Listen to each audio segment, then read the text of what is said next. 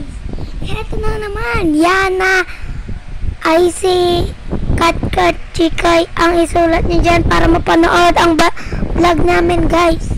Eto, Yana ang susulat ko ang para Tandaan nyo guys. Yana ay si yung mga vlog ko. ganito lang guys. Yana ay si Kat Chikay. Yun lang ang isulat mo guys. Ayun kasi mga kaibigan ng ate namin at sa ate namin to account. Ngayon po lang namin natupad na po namin ang pangarap namin na mag-vlog. Ito. So guys, nawala lang ang kuya namin. Pero joke lang to kuya Iya. Ito, ang gagawin namin ay ikwento namin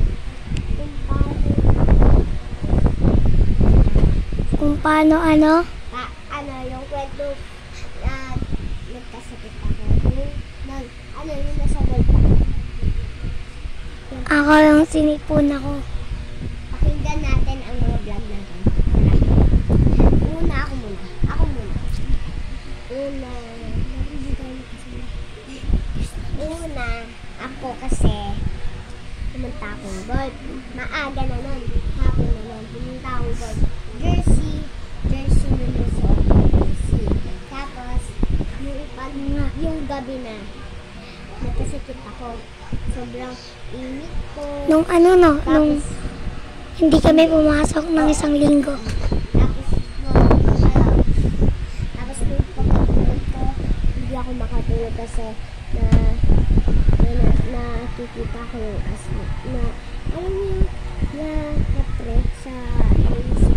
Tapos, nagkasakit ako. Kaya siniga naman.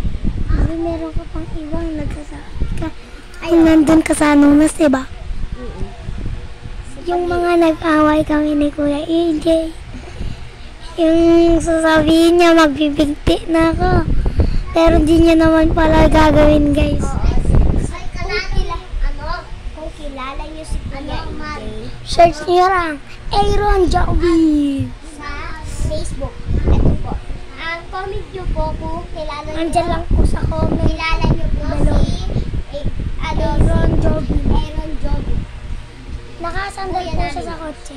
So, bye-bye guys. Next episode, part. Hindi pa. Ikaw pa magsasabi. So guys, eto kasi yan, nag-away kami. Sabi niya guys, magbibigti daw kami. Tapos, magbibigti daw siya. Tapos, nung nagawakan kaming kutsilyo guys,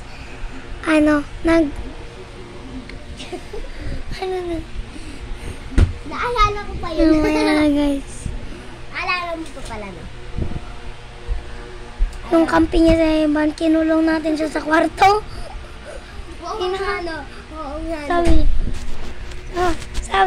Sabi ko, sige, hanap kitang tali, basta magbigti ka. Ganito ginawa namin, kinulong namin siya sa kwarto. Nilak namin, tapos tinago namin yung chinelas nila. Tapos umiyak si Kuya AJ. Tapos nung pagpasok namin, hindi na siya humihinga, nakaganon na siya. Yung pala, nagbibiro lang siya. Oo, ayun pala, pinulong kami. Tapos sabi niya, magbibigti na ako, lumabas kayo dyan. So guys, part 2, next episode, doon ko na ikikwento. Bye-bye! Bye-bye!